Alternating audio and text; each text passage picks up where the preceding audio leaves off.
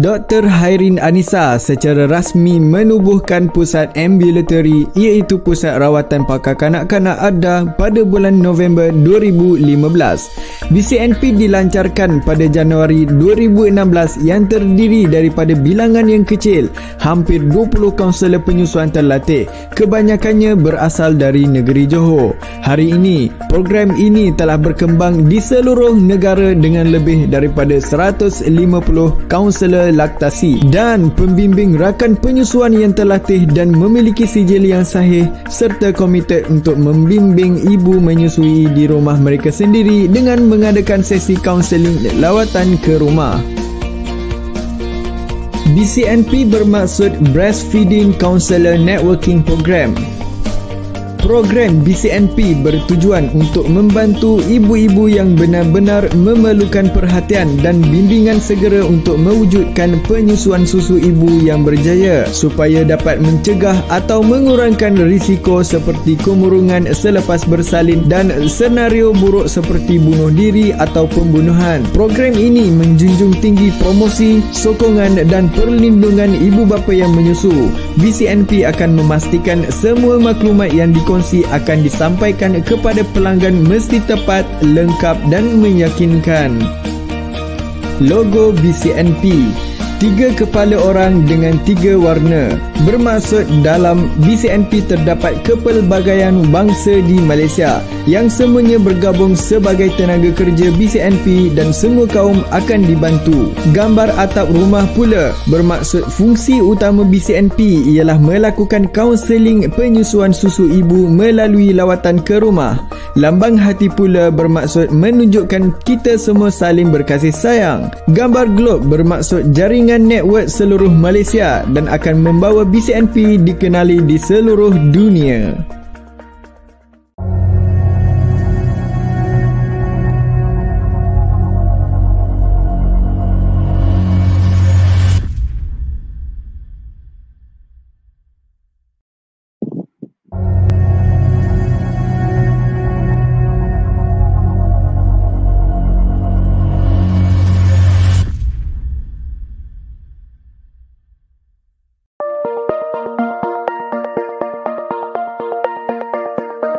Dr. Hairin Anisa secara rasmi menubuhkan pusat ambulatory iaitu pusat rawatan pakar kanak-kanak ADA pada bulan November 2015. BCNP dilancarkan pada Januari 2016 yang terdiri daripada bilangan yang kecil, hampir 20 kaunselor penyusuan terlatih, kebanyakannya berasal dari negeri Johor. Hari ini, program ini telah berkembang di seluruh negara dengan lebih daripada 150 kaunselor laktasi dan pembimbing rakan penyusuan yang terlatih dan memiliki sijil yang sahih serta komited untuk membimbing ibu menyusui di rumah mereka sendiri dengan mengadakan sesi kaunseling lawatan ke rumah.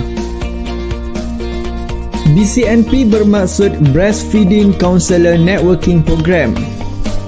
Program BCNP bertujuan untuk membantu ibu-ibu yang benar-benar memerlukan perhatian dan bimbingan segera untuk mewujudkan penyusuan susu ibu yang berjaya supaya dapat mencegah atau mengurangkan risiko seperti kemurungan selepas bersalin dan senario buruk seperti bunuh diri atau pembunuhan. Program ini menjunjung tinggi promosi, sokongan dan perlindungan ibu bapa yang menyusu.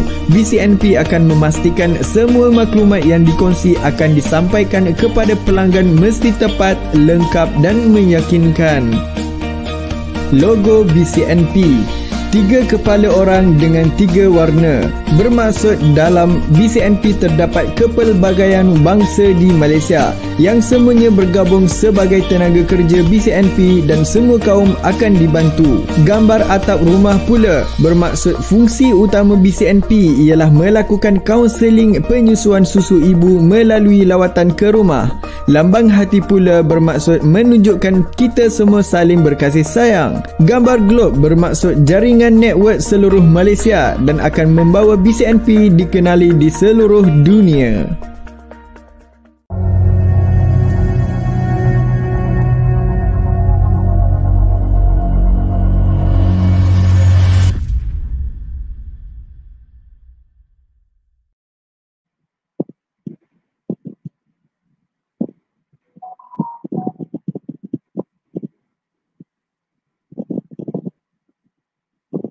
Bismillahirrahmanirrahim.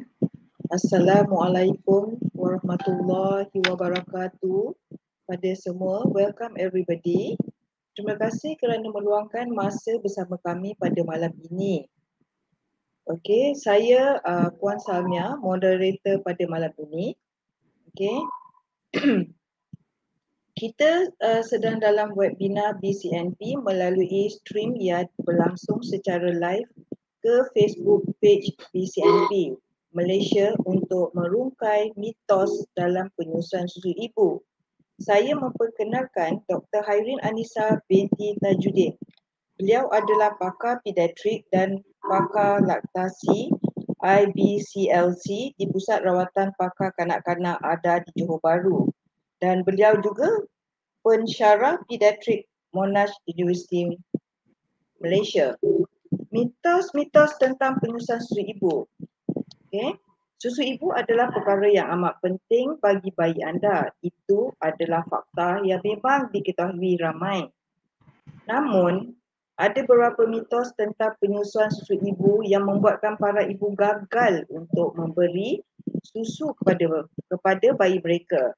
Jadi, malam ini kita berpeluang untuk membincangkan tentang mitos-mitos yang selalu kita dengar bersama Dr. Hairin Anisa. Tanpa melengahkan waktu, saya menjemput Dr. Hairin Anisa. Silakan Dr. Hairin. Terima kasih. Assalamualaikum warahmatullahi wabarakatuh. Dengar ke?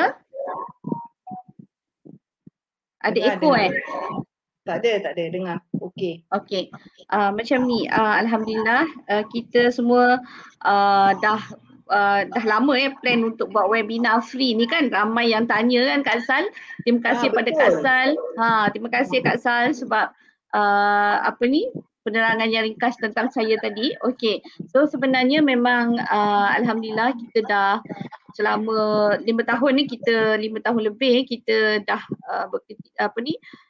PCNP ni telah ditubuhkan lah ya. Sebenarnya dah banyak kali saya menceritakan tentang mitos ni dan banyak juga sebenarnya topik-topik tentang mitos yang kita buat secara fokus. Fokus maksudnya pasal jaundice, fokus pasal jaundice mitos untuk menjawab segala persoalan lah ya sebenarnya, tapi agak susah lah bila sebut mitos ni. Kadang-kadang benda yang berlaku di telah lama, benda tu dah lama dalam community, dalam certain culture tu, dia terlalu lama dan telah diguna pakai dan dianggap benda tu benar sebab walaupun benda tu salah, wrong notion, kita panggil mitos ni wrong notion lah, kenyataan yang tidak ada fakta yang lengkap, dia hanya perception daripada masyarakat zaman dulu, jadi dia membawa benda tu sampailah ke sekarang. So jadi apabila kita berdepan dengan macam ni, kita agak susah sebab kita terpaksa melakukan macam banyak Waalaikumsalam Jenny. Okay, so jadi Waalaikumsalam Jenny. Banyak kena buat banyak kita panggil perbincangan dengan masyarakat sebab tu kita buat secara free webinar hari inilah. Jadi kita berharap ramai penonton-penonton dapat bertanya soalan dekat sini directly kepada saya sebab selama ni kita buat kalau berbayar ramai juga yang tak dapat peluang untuk bertanya soalan kan.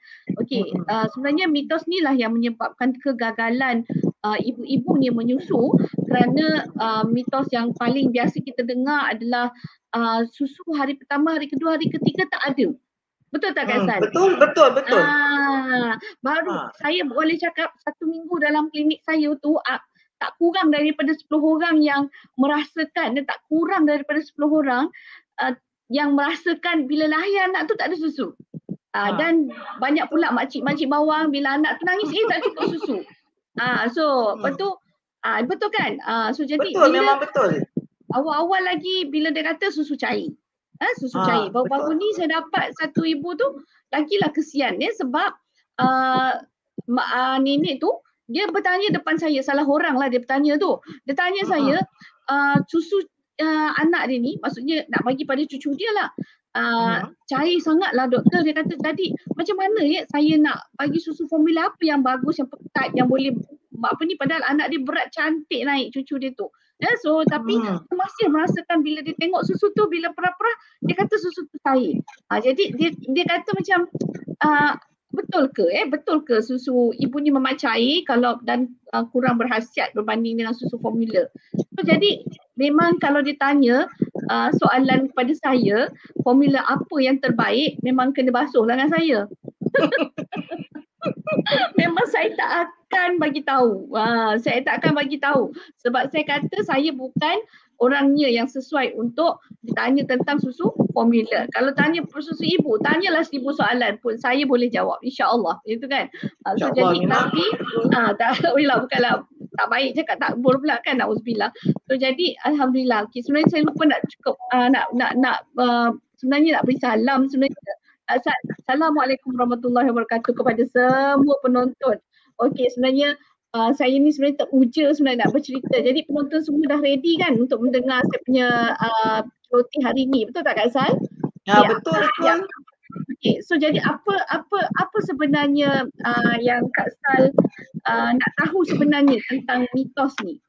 Okey, kadang-kadang ibu-ibu ni bertanya, dia kata saya tidak boleh menyusu anak saya memang kurang menghasilkan susu sebab mak saya dulu pun tak cukup susu. Macam itulah. Dia merasakan keturunan kan, betul tak? Ya, keturunan. Ya, betul. Dia merasakan keturunan. Kalau mak tak yang dulu tak hasilkan susu, sebenarnya mak yang dulu tu dia tak pandai, dia tak ada ilmu. Jadi yang sebenarnya bukan tak ada susu tu, tak ada ilmu tu yang turun ke anak dia. Mak saya dulu tak ada susu, sebenarnya mak dia tu tak ada ilmu. Jadi dia turun ke anak dia dengan tak ada ilmu. Macam tu. So jadi sebenarnya macam awal-awal masa kita mengandung tu 16 minggu kita dah ada susu kolostrum, tapi tidaklah banyak macam mana susu matang. Apabila susu yang dikatakan kolostrum tu biasanya memang warna dia bukan putih, biasanya bukan putih. Warna yang putih tu dianggap susu. Itulah masalah komuniti kita ni, mak-mak ni ataupun nenek-nenek ni, dia merasakan warna yang macam warna kolostrum, warna coklat, kadang warna mustard color, kadang warna kuning, kadang warna gold, kadang warna ada yang hitam, kadang ada yang hijau, kadang ada orang rasa susu. Siap susu basi tu lah tadi. Ya, susu basi, susu lama. So jadi dia kata benda tu tak bagus, tak ada khasiat. Tunggu susu putih keluar. Jadi pada mereka peringkat kolostrum tu adalah bukan susu. Yang tu selalu yang menyebabkan mereka rasa tak ada susu awal-awal. Jadi itulah ilmu tak ada. Jadi dia merasakan kolostrum tu bukan susu, maka dia turunkan pada anak-anak dia. Mak dulu pun 2, 3, 4, 5 minggu yang pertama tu tak ada susu. Atau 4, 5 hari tu tak ada susu. Dia cakap bagi je susu formula. Macam gitu. So jadi apabila dia tak ada ilmu tentang awal-awal tu adalah kolostrum, yang banyak antibody, yang banyak IgA. IgA tu antibody lah, antibody yang bagus kan. Ada banyak lagi macam-macam kebaikan. Kolostrum tu kita memang cakap tak habislah kat sini susu ibu punya khasiat memang kalau memang tak habis 1 jam. So jadi bila kita cerita pasal kebaikan susu ibu tu daripada kolostrum, itulah cecair emas yang kita nak kejar, yang tak akan dapat dekat mana-mana. Kalaulah katalah mereka kata kolostrum tu bukan susu yang bagus, kenapa mereka manufactured buat ubat suplemen yang ada nama kolostrum? Kolostrum supplement. Nampak tak? Kenapa kolostrum suplemen daripada lembu yang dikatakan baik, sedangkan kolostrum daripada susu ibu mereka kata itu bukannya susu. Kan betul tak? So jadi itu saya pelik dengan komuniti kita malam ni. So jadi komuniti kita sekarang ni. So jadi apabila kita tak ada ilmu tentang kolostrum, itulah yang dia kolostrum ataupun pasal susu kita panggil susu awal, susu akhir, itu formik dengan high milk. So bila awal-awal tu penyusuan tu kan bila kita kadang mak ni perah kan, sebab bila dia rasa tak ada susu tu anak dia macam dia menyusu tak betul teknik, jadi anak dia merengek-rengek, pegang pun struggle, jadi anak dia menolak, reject, jadi dia tak confident cara pegang, posisi tak betul, jadi dia merasa susu tak ada. Bila susu tak ada, apa jadi? So dia bagi susu formula, anak dah kenyang. Bila tu tak nak pula, bila dah kenyang dah tak nak dah kat susu ibu, dah breast tak nak dekat breast ibu. So jadi apabila anak tu dah diberikan susu formula pakai botol, dah nipple confused pula, dah struggle lagi nak bagi susu. Jadi at the end susu tu jadi bengkak, dan bila bengkak dia block ducts dan dia tak boleh nak keluar. Walaupun susu tu bengkak macam mana pun, bila dia perah tu tak betul teknik, susu tu dia keluar sikit kan. Bila keluar sikit, mak kata oh susunya sikit. Dan bila dia dah bengkak macam tu, biasanya awal-awal tu kan kita perah tu, bila dia perah tu memang nampak susu cair lah. Memang nampak susu cair. Sebab kita tahu awal-awal tu 4-5 minit yang pertama tu adalah susu formik tu memang cair. Dan kemudian lepas 5 minit, 8 minit kemudian kita baru follow dengan high milk. High milk tu kita panggil susu yang pekat, yang banyak fat. Okay, so jadi that's why lah. Jadi bila nenek-nenek ni bila tengok mak perah agaknya, ataupun mak-mak ni dia tengok mak-mak yang baru-baru ni dia terperah-perah, dia tengok susu cair lah. Mula rasa tak ada khasiat. Padahal sebenarnya kita tak tahu sebenarnya itu formik dengan high milk tu kemudian. Pekat tu kemudian. So jadi bila dia rasakan macam tu, dia rasa anak dia tak kenyang bila melihat susu cair tu. Itulah yang dibawa turun turun temurun khaskan tu. Itu je. So jadi itulah perkataan tak ada susu tu. Sebenarnya tak ada ilmu. Itulah sebenarnya. Okey. Lepas tu kan Dr. Irene, ada juga yang cakap ni kan, bayi yang baru lahir ni perlu diberi air masak, terutama pada waktu panas ni. Perlu ke bayi ni bagi air masak? Orang tua ni lah. Mitos yang bagi air masak ni sebenarnya bukan setakat waktu panas, Kak Sat. Anak-anak jaundice pun dia kata bagi sebab dia kata nak cuci mulut Dr. Irene. Cuci mulut, macam-macam lah, cuci mulut, nak turunkan jaundice kena bagi air masak. Dia kata susu ibu tak cukup air. Kita bagi tahulah kat sini dalam susu ibu ada 85 hingga 88% air. Okey, pada awal-awal 6 bulan yang pertama tu kita tak boleh bagi air masak kerana apabila kita bagi air masak ia telah melebihi keperluan tubuh badan bayi ketika itu. So apabila kita melebihi keperluan, apa jadi? Air itu akan excess water. Maksudnya terlebih water. Water excess, kita panggil water intoxication. So, jadi apa terjadi apabila water tu terlebih ambil oleh anak-anak yang tidak menggunakan energi yang banyak? Anak-anak baby 6 bulan dia pertama, dia tidak berpeluh macam kita bermain melompat-lompat macam anak-anak yang umur 2-3 tahun kan. Dia tidak memerlukan air yang banyak, sekadar untuk mencukupkan keperluan dia punya perjalanan darah, melalui darah, melalui jantung, apa semua sudah cukup dah 88 ni. Jadi kalau benda yang berlebihan, kita tahu benda apa-apa sahaja benda yang berlebihan sangat bahaya. Dia tak kisah apa pun, termasuk air. So apabila dia berlebihan akan jadi excess water. Jadi garam galian dalam tubuh bayi itu akan menjadi diluted ataupun semakin cair. So apabila cair dia jadi macam kenapa serum darah dia, dalam darah dia air kandungan garam dia rendah. Padahal bukannya rendah tapi dia jadi diluted. Macam kita letak ada garam, kita tambah lagi, tambah lagi, lama-lama makin cair. So jadi macam tu. Apa jadi bila kita bagi air, bila air kepada bayi yang tidak memerlukan, belum makan lagi. So jadi apabila kita bagi makan 6 bulan kita boleh bagi air. Sebelum daripada 6 bulan bila kita bagi excess water, apa jadi? Otak bayi boleh jadi bengkak. Kita panggil cerebral edema. So jadi dia boleh jadi sawan. Sawan sebab water intoxication. Sebab berlebihan air dan kekurangan garam galian. So jadi apabila macam tu air akan masuk dalam sel. So sel tu akan jadi bengkak. Jadi paling kita takut dia masuk dalam sel otak. So sel akan jadi bengkak dan dia jadi sawan, dan juga boleh jadi perjalanan kita punya sistem saraf semua tak betul. Sebab jantung dan otot-otot kita memerlukan kita panggil sodium potassium channel pump ni, jadi dia tak betul lah dekat situ. So jadi ada sel-sel kita tu semua jadi tak betul sebab excess of water. Okay, so itu kita tak nak bagi air. Kalau cerita pasal jaundice pula nanti kalau Kak Sal ada orang nak tanya kat sini lah. Jadi untuk jaundice pun kalau boleh kita janganlah bagi tahu kalau pada ibu-ibu kat luar sana jangan percaya kepada mereka yang menyuruh memberi air ketika anak jaundice ataupun cuaca panas ataupun apa sahaja. Just bagi susu ibu sekerap yang mungkin ya.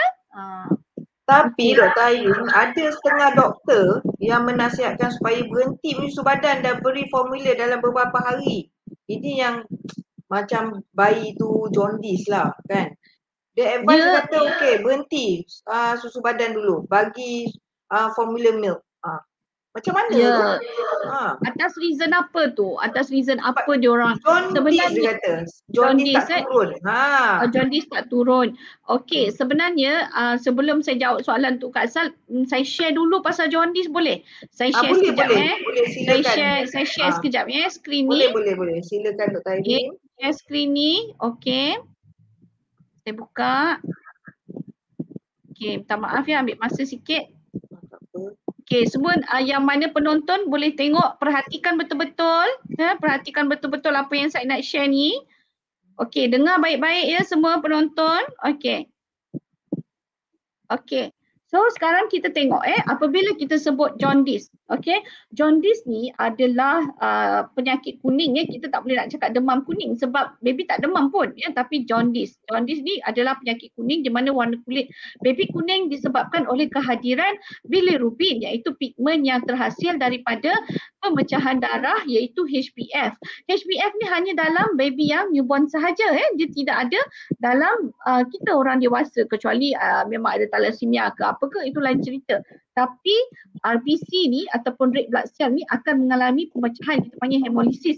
Apabila dia mengalami pemecahan, dia akan mengeluarkan bilirubin yang kita panggil unconjugated yang sebelum kita tukar jadi conjugate dekat liver So jadi apabila dia pergi ke liver, dia akan conjugatekan oleh certain enzyme. Lepas tu dia akan disimpan di hempedu. Apabila disimpan di hempedu, dia menjadi bile salts. Apa kegunaan hempedu ini? Sebenarnya apa-apa yang kita kumuhkan sebenarnya ada keperluan dia juga tersendiri. Jadi bile salts ni digunakan untuk mencerna lemak apabila lemak masuk dalam perut bayi. So jadi dalam susu ada lemak. Betul tak? Kalau kita bagi air masak, maksudnya air tu lalu dekat perut tak ada lemak. So jadi kita perlukan lemak supaya bile salts tu dapat mengalir daripada hempedu kepada usus duodenum untuk mencernakan lemak dalam usus bayi. So jadi apabila berlaku proses itu, pemecahan lemak akan digunakan untuk tenaga, untuk tambah berat badan dia dan dia mengeluarkan bilirubin itu sebagai pewarna dalam najis. Jadi najis akan jadi warna kuning So jadi setengahnya ada pula sebahagiannya sedikit saja 5 ke 10% akan balik semula ke kita punya hati tapi ini deconjugated bilirubin sebenarnya sangat tidak bahayalah tapi yang bahaya kita takut adalah unconjugated bilirubin dan conjugated bilirubin. Di mana apabila dan ada juga yang conjugated bilirubin tu akan dibuang ikut kencing juga. So kencing bayi akan berwarna kuning juga So jadi unconjugated ni yang bahayanya sebab dia pergi ke otak bayi. So otak bayi boleh masuk ke otak bayi. Conjugated dia tidak masuk otak bayi tapi bila ada conjugated bermaksud ada sumbatan pada saluran hempedu.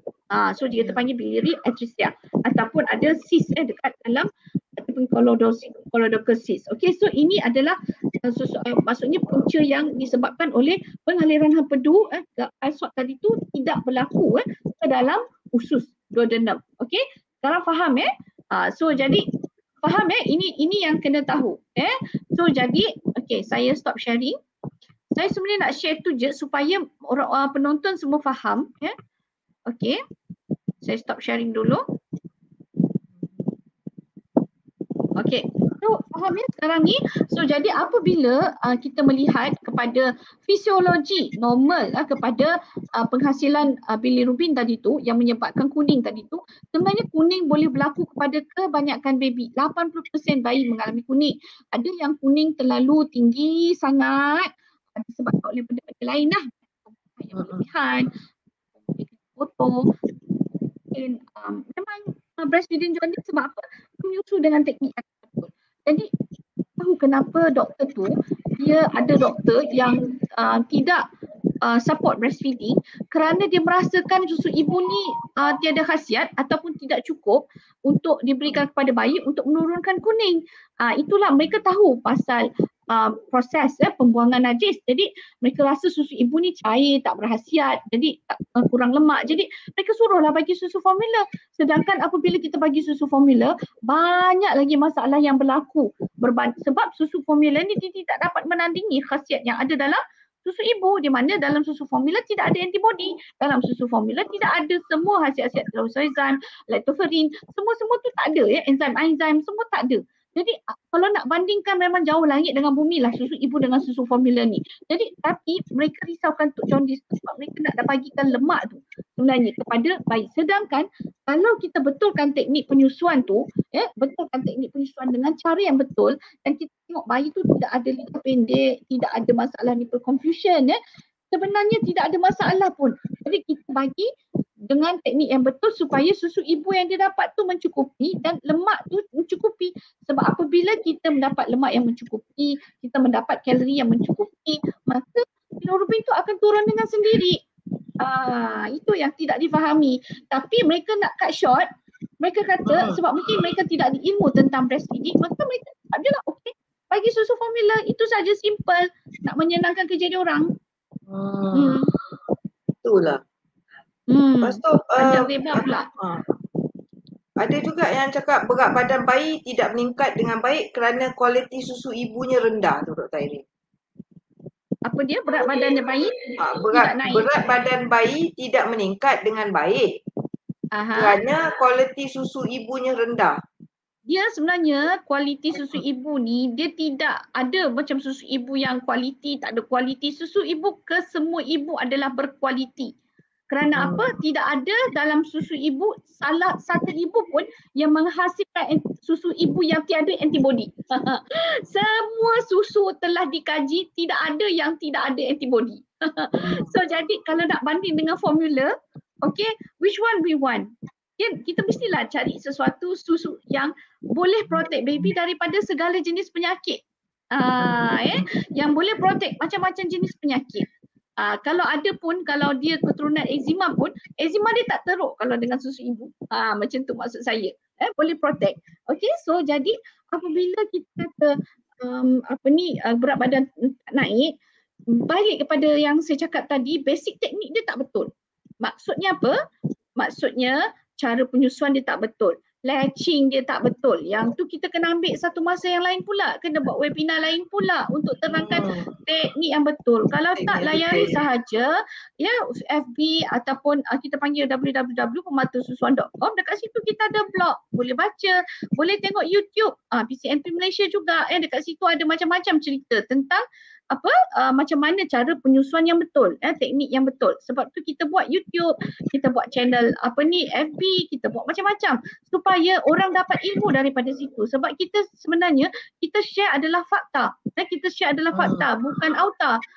Jadi sebenarnya apabila yang kita cakap tadi tu, sebenarnya teknik yang tak betul antara punca yang paling asas mengapa ibu-ibu ni tidak dapat menaikkan berat bayi dengan penyusuan susu ibu. Okey, itu pertama. Kedua, apabila dia menyusu, katalah betul teknik. Sebab saya tengok ada pasien yang memang betul teknik, bagus penyusuan dia, anak tak ada tangtai. Anak tak ada tangtai. Kalau tangtai tu definitely lah akan ganggu penyusuan dia. Tapi dia ada kencing kotor tapi tidak diketahui. Mungkin ada penyakit-penyakit lain, contohnya ada congenital heart disease. Baru-baru ni ada satu baby ada heart disease. Memang saya detect dia, yang ni memang ada heart problem ni, memang jantung dia ada lubang. So jadi dah teruk. So jadi dia tidak naik berat. Itu ada masalah-masalah lain yang tidak dikenal pasti awal.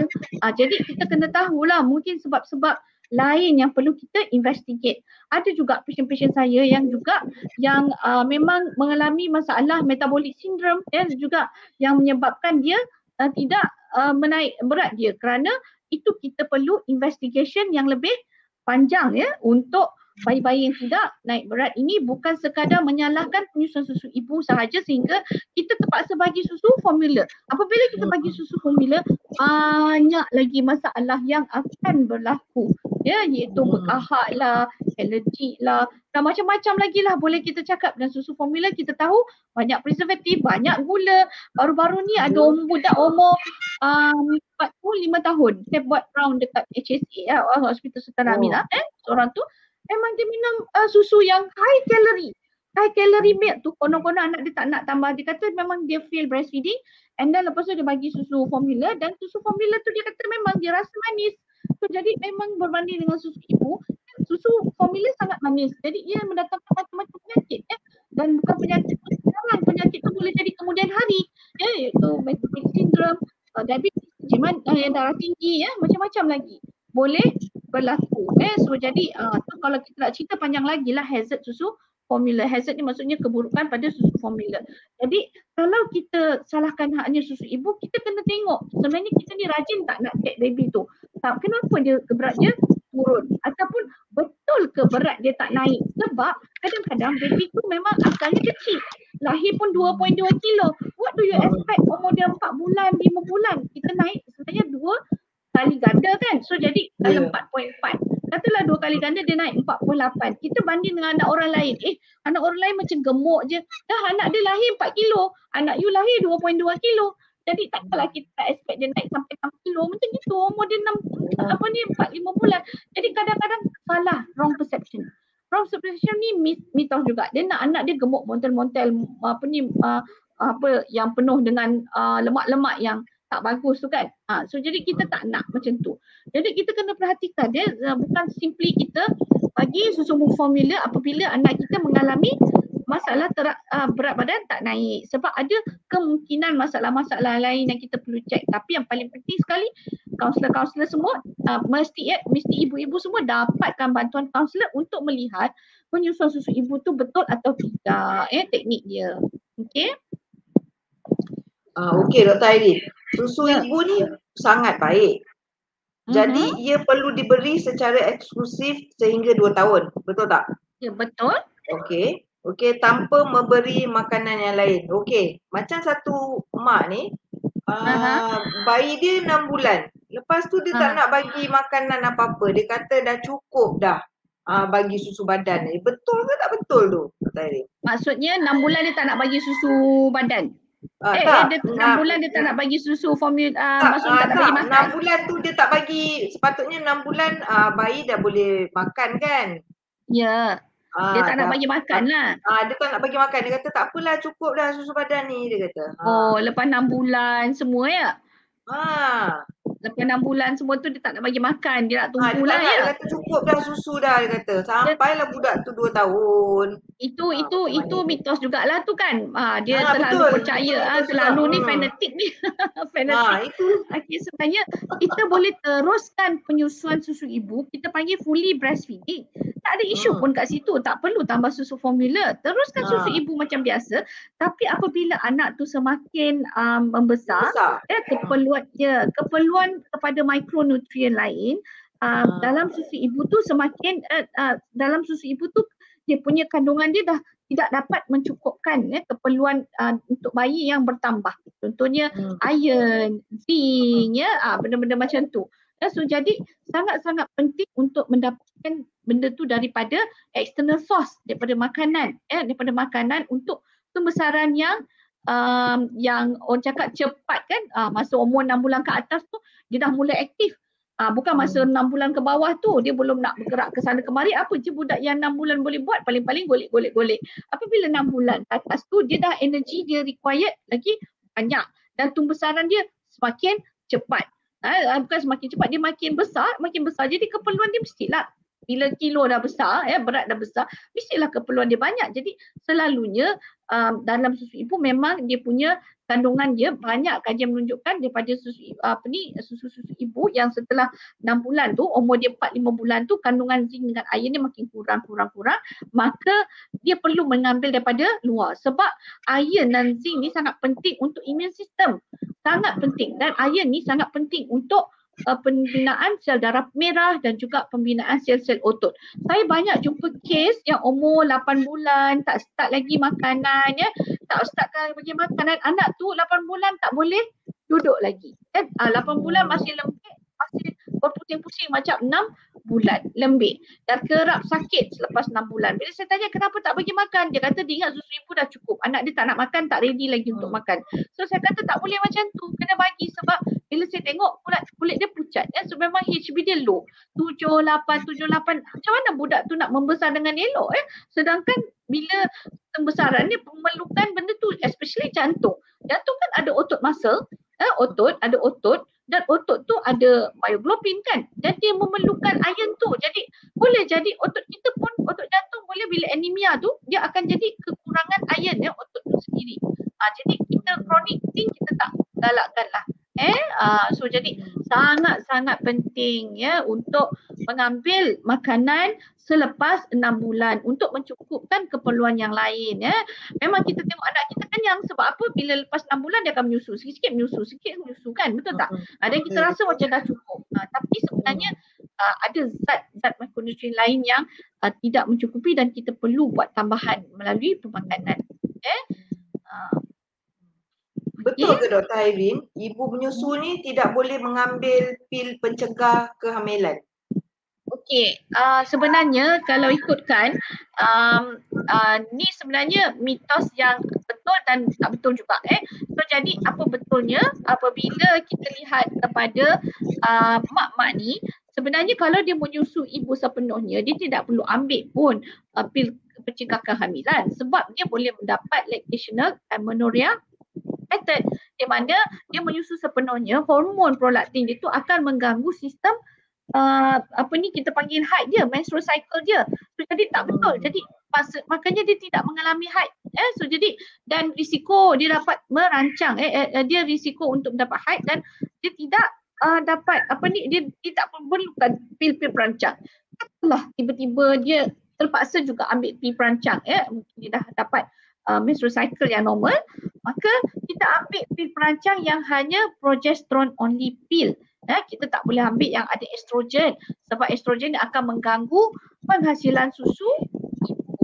So sebab estrogen akan compete, dia akan bergaduh dengan reseptor dekat breast tu kepada prolaktin sebab reseptor dia lebih kurang sama je dekat breast tu dengan estrogen. Jadi prolaktin tak boleh tak kerja dengan baik sebab dia bergaduh dengan estrogen. Estrogen nak duduk kat situ, prolaktin pun nak duduk kat situ juga kat breast. So jadi dia compete lah kat situ. Jadi kita tak bagi estrogen tu. So jadi kita hanya ambil hormon yang kita panggil progesterone only pill sahaja. Okay. So untuk ibu-ibu yang menyusu yang telah mendapat menstrual cycle. Okay. Ada apa-apa lagi soalan mitos lah? Mitos banyak mitos kat sana. Apa lagi? Okey, macam bayi jaundice ni sebaiknya dijemur di bawah matahari ke?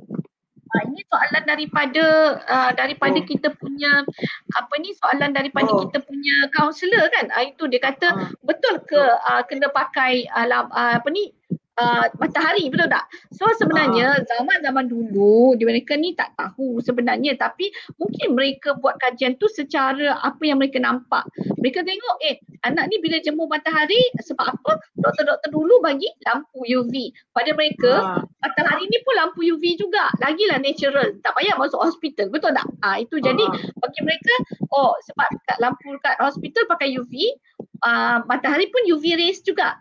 So jadi mereka jemur anak mereka sebab atas reason tu lah mungkin antaranya mereka sendiri yang melihat okey lepas jemur anak tu macam okey.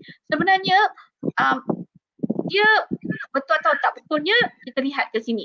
Okey, so dalam bawah lampu wavelength yang kita bagi UV tu lebih kurang 460 ke 490 nanometer nm.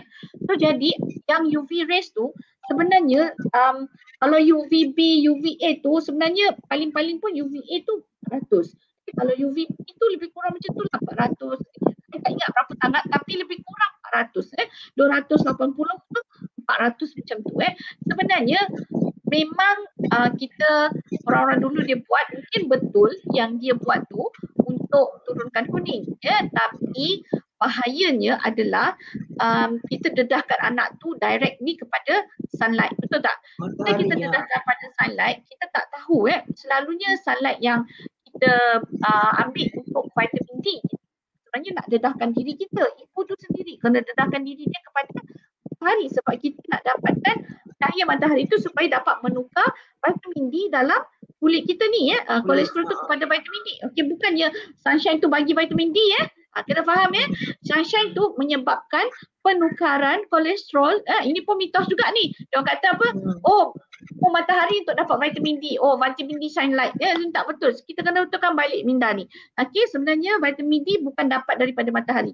Matahari tu kita shine kat kulit, maka kulit tu dalam kolesterol akan menukar kepada vitamin D, kolesterol tu. So jadi apabila vitamin D kita cukup, maka baguslah untuk sistem tubuh kita sebab dapat vitamin D yang cukup untuk bayi, untuk mak. Tapi perlu ke kita sampai letak bayi bawah cahaya matahari? Kita kena fikir satu benda. Sunlight sekarang ni, ozon nipis, apa benda semua kan. Jadi agak-agaknya risiko untuk skin cancer tu bertambah tak? Mesti bertambah sebab kita tahu.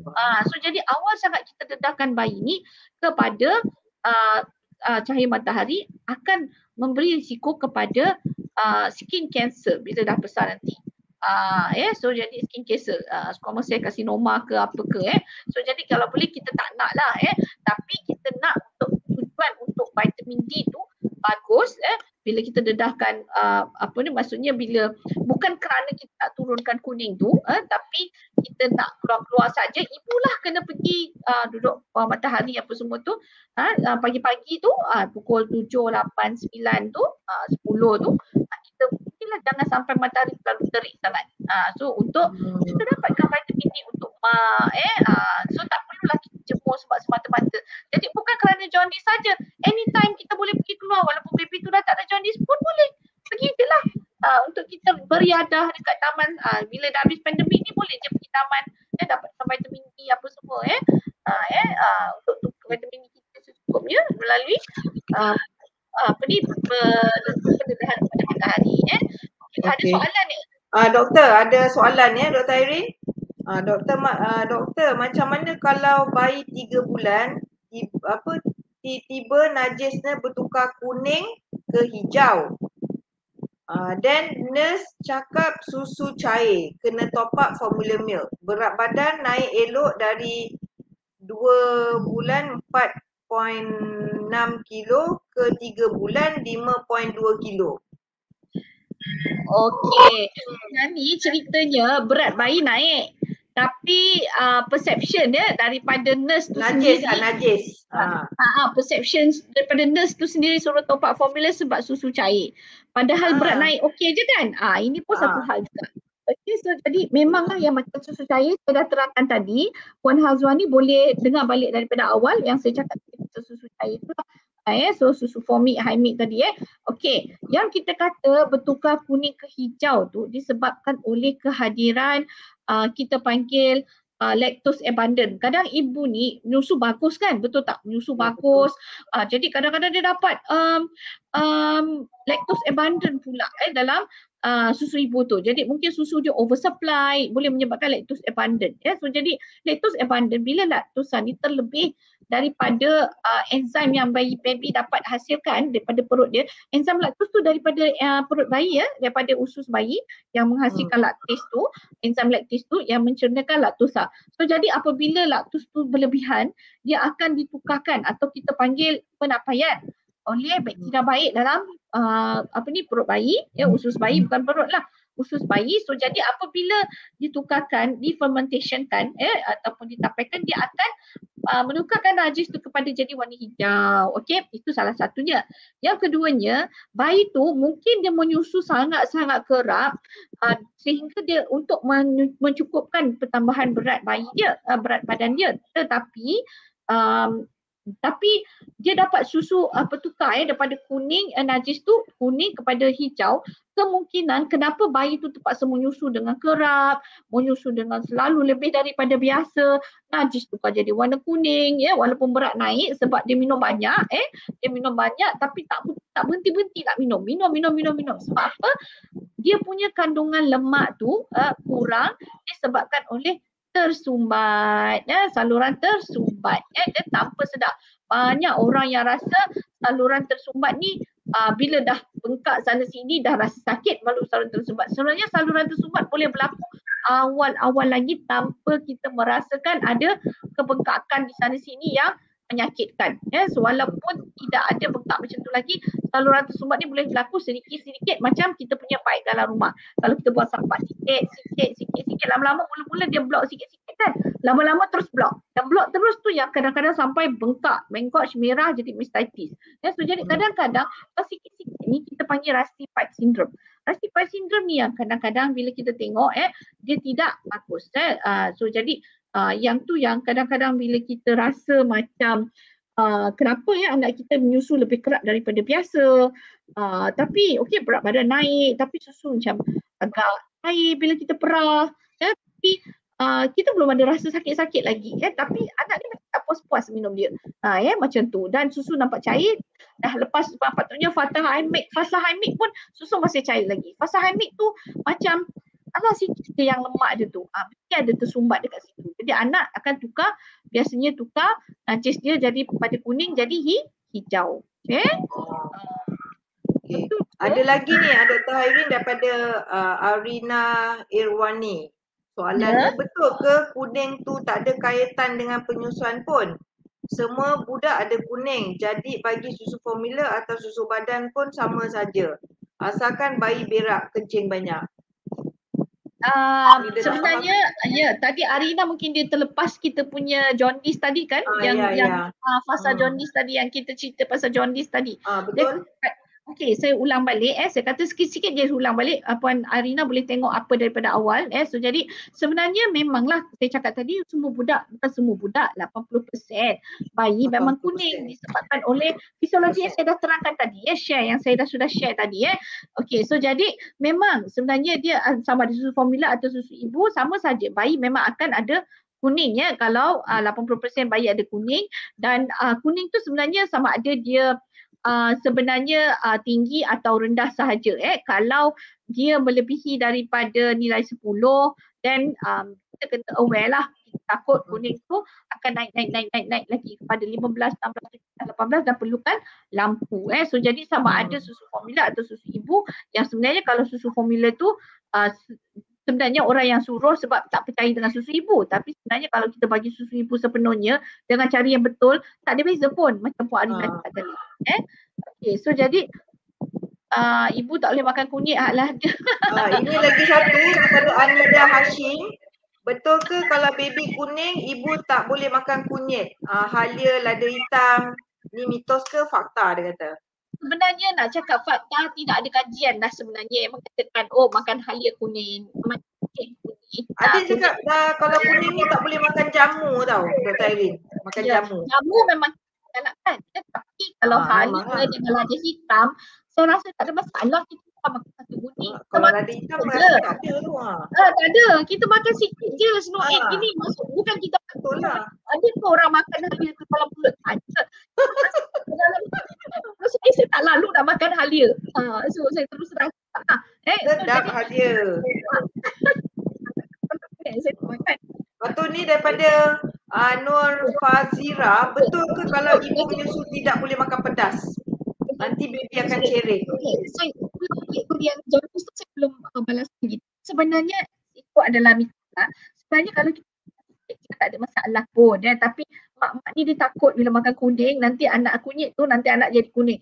Sampai kan pakai baju kuning pun dia rasa nanti anak dia akan jadi kuning. Betul lah, itu memang ada.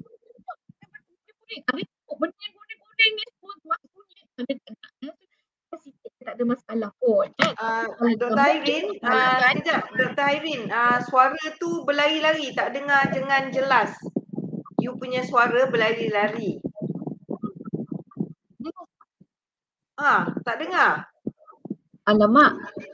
Okey, dengar. Okey. Dengar berlari-lari, tak dengar, tak berapa clear. Mungkin kita punya line teruk lah. Okey tak? Sekarang okey. Tadi apa Dr. Hairin kata? Jadi kunyit, halia, lada hitam, dia tidak ada fakta yang saintifik untuk mengkaji benda tu.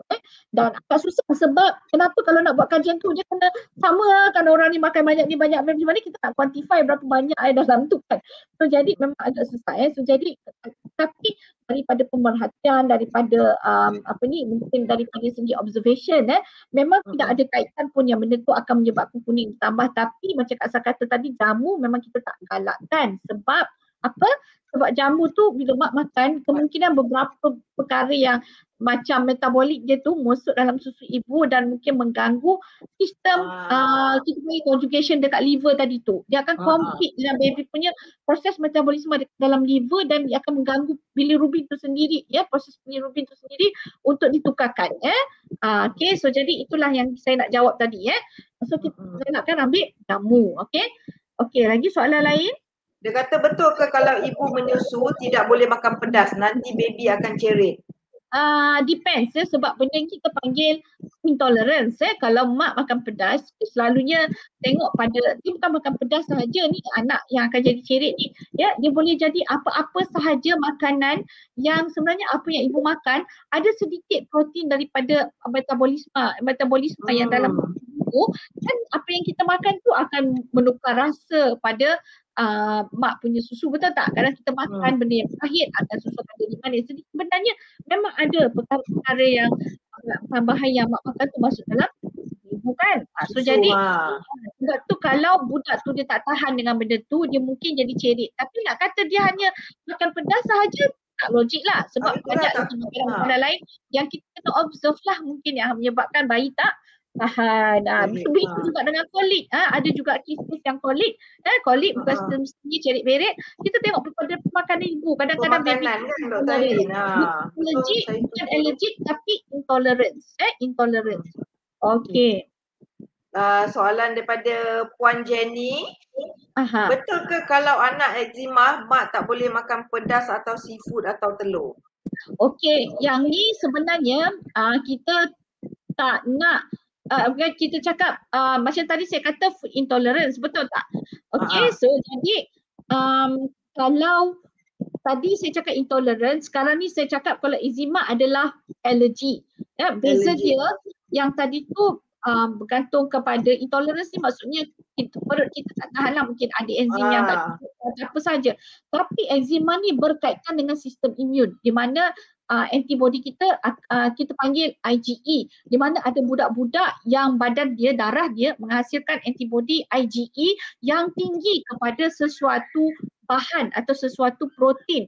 Jadi macam saya cakap tadi, kemungkinan anak ni memang dia telah ada masalah untuk mungkin mak dia kali pertama, kali kedua makan tak ada apa-apa, lama-lama kali ketiga semua keempat anak ni dah dapat dah protein, contohnya telur ovoalbumin. Ovoalbumin tu boleh masuk dalam susu ibu dan bila budak ni kesan, dia kata macam kenal lah protein ovoalbumin ni macam tak tahan lah, dia pun jadi alergi kepada tu dan dia menghasilkan antibody IgE itu kepada telur tersebut dan menyebabkan eczema. So jadi kita tak semestinya spesifik seafood ke apa ke, tapi kalau budak yang memang ada risiko eczema, kita galakkan ibu untuk kontrol makan dia. Kita bukan suruh tukar susu formula, tetapi kita suruh ibu bagi rawatan yang betul untuk eczema dan juga kaji pemakanan ibu yang menyebabkan anak-anak dia menyebabkan eczema tu naik, sebab anak tu mungkin tak tahan makanan tersebut kerana dia allergic. So jadi dia try and error, tak semestinya. Okay, so lagi soalan ada apa ni? Banyak juga soalan kita malam ni ya. Okey, betul lah tu. Syahira Shulha, doktor nak tanya betul ke bayi yang kembung, baby colic, ada kaitan dengan breastfeeding? Ada yang salahkan ibu bila anak kembung, mitos atau fakta? Okey, sebenarnya soalan ni saya dah jawab tadi kan. Saya cakap pasal tadi yang betul. So yang saya cakap tadi baru je saya cakap tadi Puan Syahira, mungkin dia baru masuk so jadi saya dah cerita pasal yang kolik tadi, saya cerita sikit pasal kembung dia memang kadang-kadang berkaitan dengan breastfeeding, bukan sebab kadang kolik ni kadang-kadang tak ada kaitan pun dengan breastfeeding. Memang ada satu fasa di mana bayi kita akan kolik tapi kita kena tengok jugalah pemakanan ibu. So dia berkaitan dengan pemakanan ibu yang macam saya cakap tadi, food intolerance. Food intolerance. Ada baby yang bila dapat certain protein daripada pemakanan ibu tadi tu masuk dalam susu ibu yang menyebabkan anak tu tak tahan. Tak tahan. Contohnya lah macam anak saya yang anak pertama, kedua semua tak ada masalah. Tiba-tiba anak ketiga saya tak boleh pula makan limau. Makan limau sebab every time saya makan limau anak saya kembung. Saya perasan lah, benda tu kita boleh check tau. Kita boleh try and error. Macam, betul. anak dulu saya makan limau tak ada apa pun. Kenapa yang ni bila saya makan limau dia macam nangis-nangis waktu malam. Aku lihat waktu malam kan. Lepas tu mak saya cakap cuba stop dulu apa benda yang Angah makan hari-hari. Saya kata yang hari-hari saya memang suka buah. Dia memang suka buah. Limau tu adalah benda yang saya paling suka. So jadi apabila saya stop susu limau tu, kembung dia hilang. Lepas 2-3 hari kembung dia hilang. So jadi kita kena try and error. Benda ni banyak kena eksperimental. Tapi janganlah bila anak kita kembung bila kita makan limau, kita bagi tahu cara kembung orang. Okey, jangan makan limau tau, nanti anak kembung. No such thing. Itu dah jadi mitos. Itu dah jadi satu benda yang kita cakap macam contohlah, macam makan laksa, nanti laksa anak tak boleh, anak jadi eczema. Padahal anak dia je, anak orang lain tak ada apa pun. So jadi sebenarnya janganlah kita bila kita terjadi benda tu kepada anak, kita terus generalizekan. Macam contohnya macam saya kan contohnya anak saya tak boleh makan ni, anak saya kembung. Takkanlah saya nak cakap awak jangan makan tau, nanti anak awak kembung. Tak, mungkin anak dia tidak. Yalah. Lain. Macam tu Lagi ada lagi soalan ni Dr. Irene daripada Nur Hazwani Muhammad Zain. Macam mana pula mitos amalan beri anggur hitam kepada bayi yang jaundice? Okey, mitos beri anggur hitam kepada bayi yang jaundice salah juga Macam kita ni, suara saya okey tak ni? Puan Jenny cakap suara saya macam tenggelam timbul. Okey tak? Betul. Suara tu memang tenggelam timbul daripada tadi. Tapi yang sel kolik yang kembung tu tengok lari lagi. Jelas tak? Lari lagi Dr. Irene tu. Boleh dengar jelas tak? Okey. Tadi yang kembung tadi boleh dengar jelas tak? Kembung tadi ada sikit-sikit lah. Ada dia lari-lari. Okey, tak apa. Nanti saya terangkan Okey, anggur hitam dengar jelas. Dia kadang-kadang tu lah kita buat webinar free ni macam line macam ni memang susah sikit lah sebab faham lah kan. So line kita tak betul kadang-kadang. Internet line ni kita tak boleh nak control. Okey. Okey. Terputus pula. Apa tu terputus? Tak tahu apa benda yang cakap terputus ni Puan TS ni dia kata terputus. Okey. So tak apa. So jadi sebenarnya kalau kita sebut pasal mitos beri anggur hitam kepada bayi yang jaundice ni pun betul sama macam kita bagi air tadi, air masak So jadi sebab apa kalau kita bagi anggur hitam kepada bayi yang jaundice, apa jadi anggur tu sebenarnya ada banyaklah, ada sucrose, ada fructose dalam tu semua. Kita bagi benda yang manis kepada bayi seawal kehidupan mereka. Dan sebenarnya anggur hitam tak dapat menurunkan kuning pun. Sebab kuning macam saya cakap tadi, macam mana nak turunkan kuning, kena bagi susu ibu sepenuhnya dan cari yang betul supaya mendapat kalori dan lemak yang secukupnya. Dan anggur hitam tidak ada lemak. Tidak ada lemak. Yang kalau nak lemak daripada hanya susu. Susu sahaja yang ada lemak. Jadi kita bagi susu sahaja. Dan bagian bagi susu formula, betulkan balik teknik penyusuan dia supaya mendapat lemak yang cukup, kalori yang cukup daripada susu ibu. Jadi anggur hitam tak betul. Okey. Betul lah. Okey, lagi apa? Okey. Masih sangkut-sangkut ni. Masih sangkut-sangkut. Sangkut-sangkut. Sekarang okey tak? Yang mana kalau tu tolong komen. Sekarang okey tak? Okey, sekarang okey lah sikit. Sekarang okey tak? Okey sekarang. Sekarang okey Okey. Puan Ila, Puan Jenny, Puan Muniratul, okey ke? Okey ke suara? Puan Jenny, okey? Okey, fine. Nak ulang balik ke? Sikit lagi saya ulang balik pasal yang tadi yang tersangkut-sangkut tadi tu. Okey, yang kita pasal baik Astaghfirullahalazim. Bayi kembung. Okey, nak cakap cepat sangat kan. Bayi kembung, baby yang kembung tadi tu, baby yang ada kolik, bayi yang cirit sebenarnya tidak ada kaitan, sebenarnya memang berkaitan dengan food intolerance. Jadi certain bahan-bahan yang dalam yang dalam makanan tu masuk dalam susu ibu dan mungkin bayi tu tidak tahan dengan bahan tersebut, dan kita tak boleh generalizekan anak kita kembung kepada sesuatu perkara tu dan kita bagi tahu orang lain jangan makan certain ni sebab anak kita kembung, ni anak you jadi kembung juga. No such thing, ya. So jadi kena lain budak, lain tubuh lain yang dia tidak tahan, ya, ataupun kita panggil food intolerance kepada certain protein atau certain bahan dalam susu ibu setelah ibu makan sesuatu. Jadi mak kena banyak try and error, try and error. Anak dia tak tahan kalau mak dia makan, so sesuatu benda tu dia kena berhentikanlah makanan tu. Dia tak perlu ambil makanan tu, tapi jangan bagi tahu pada orang lain jangan makan makanan tu juga.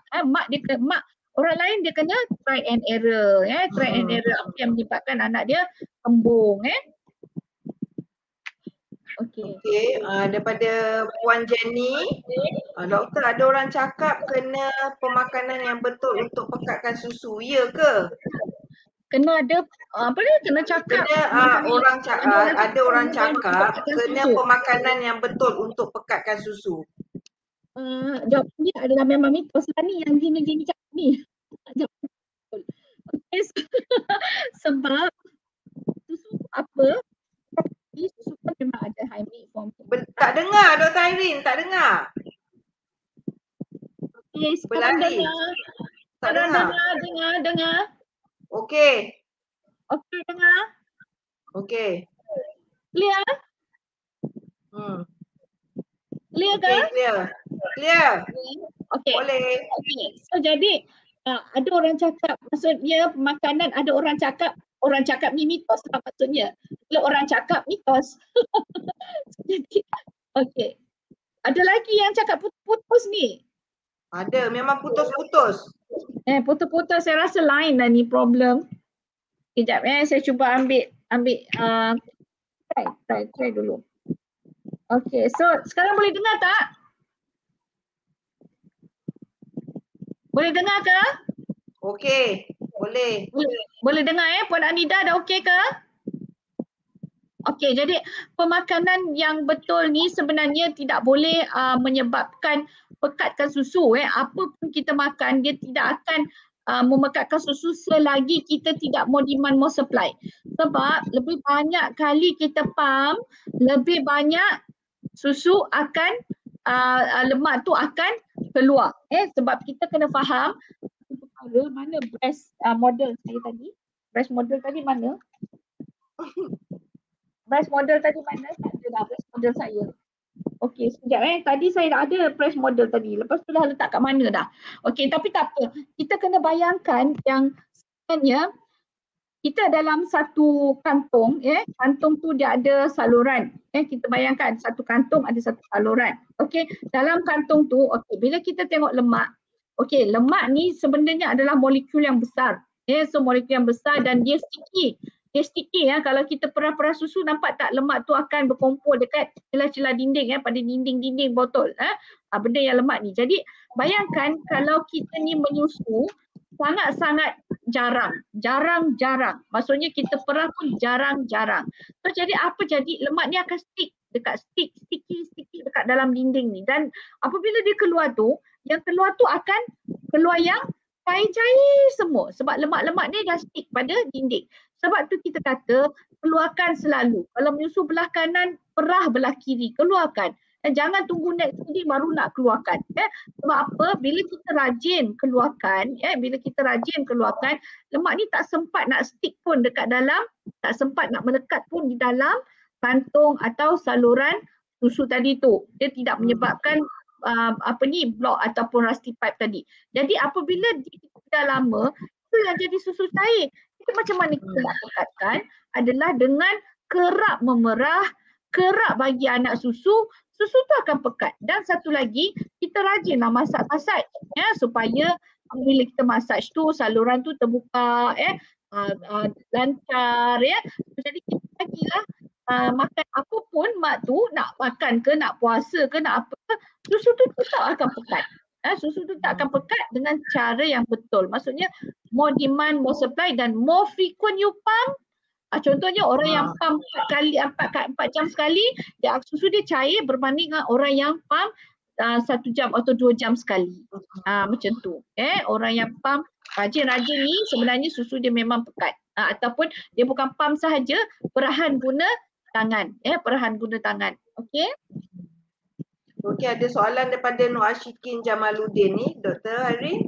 Okey, doktor apa kata-kata semangat ibu-ibu yang memang tekad nak susu anak sampai 2 tahun? Nak kalau yang ibu kurus ni. Sebab selalu dengar ibu kurus susu tak cukup.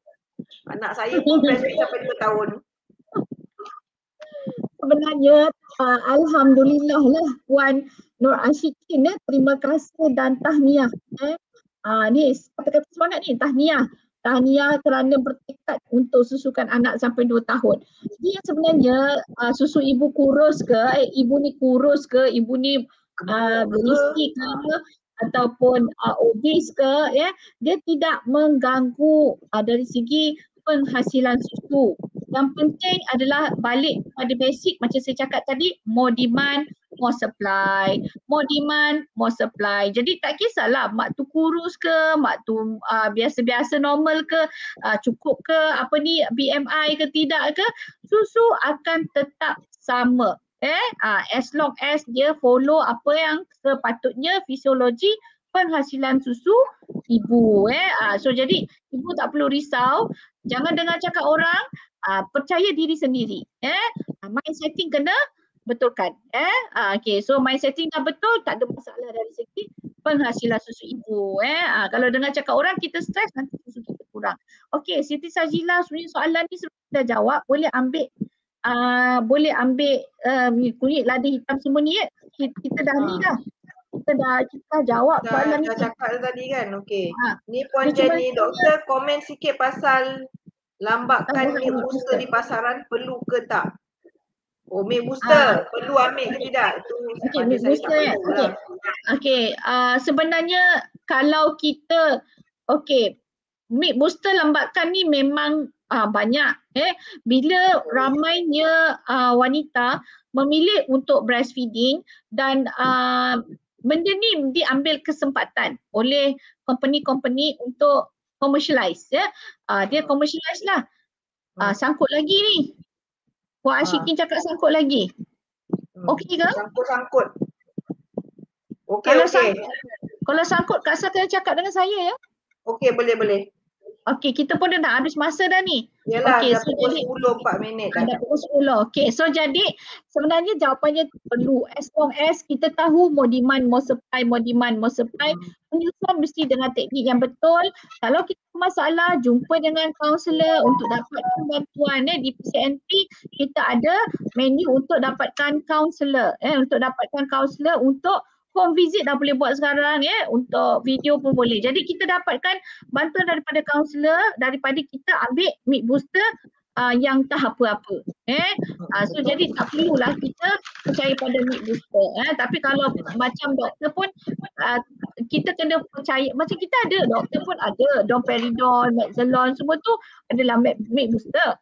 Tapi pada situasi macam mana kita perlukan milk booster. Ada ibu yang minta milk booster sama je dengan saya. Boleh tak saya nak ubat tambah susu? Ni. Tapi kita tengok situasi dia dulu. Perlu ke dia ambil milk booster ni? Perlu ke? Kalau dia memang nak relactate balik, susu dia memang sangat-sangat kurang dan dia perlukan milk booster ni, kita ajar teknik yang more demand, more supply tu dulu dan kita tambahan milk booster, tapi dia tidak boleh bergantung kepada ubat-ubat tersebut. Dan yang dekat luar-luar tu lambakan milk booster konon boleh pekatkan susu lah, tambah susu.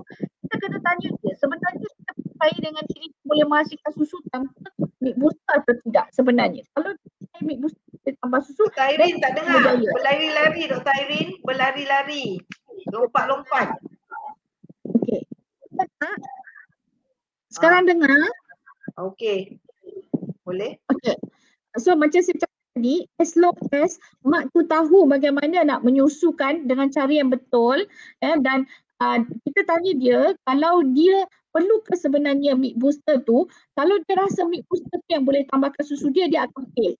Dia akan fail sebab dia bergantung. Dia sebenarnya percaya pada diri sendiri untuk menghasilkan susu secukupnya dengan cara yang betul dengan kekerapan, ya, macam saya cakap tadi, ikut fisiologi penghasilan susu ibu. Jadi sebenarnya tak perlu. Okey, so jadi soalan yang tadi Puan Siti Syazila, dia ada tambahan sikit je daripada yang kunyit halia tu.